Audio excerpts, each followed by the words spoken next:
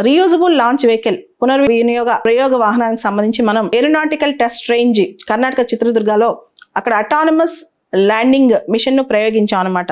Successful గా అది స్వయంగా అటానమస్ గా నావిగేషన్ గానీ కంట్రోల్ గానీ చేతిలో ఉండి దానికే అదే ఆ వాహనం ల్యాండ్ అవ్వగలిగింది అనమాట. దాంతో reusable launch vehicle autonomous landing అనేది అటానమస్ ల్యాండింగ్ ఎక్స్పెరిమెంట్ అనేది సక్సెస్ఫుల్ అయిందనమాట.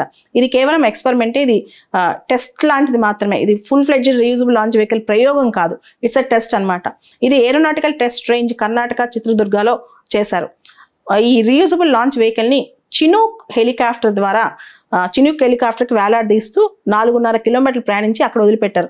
అక్కడి నుంచి మళ్ళీ ఇది స్వయంగా కిందికి వచ్చిందనమాట, అటానమస్ గా కిందికి వచ్చేసింది అనమాట. దీని నావిగేషన్ అండ్ కంట్రోల్ సిస్టమ్స్ పూర్తి స్థాయిలో పనిచేస్తున్నాయా లేదా అని టెస్ట్ చేయడం కోసం పూర్తి స్థాయిలో పనిచేస్తూ ఇది విజయవంతమైందని చెప్పి నిన్న ఇస్రో ప్రకటించింది కూడా.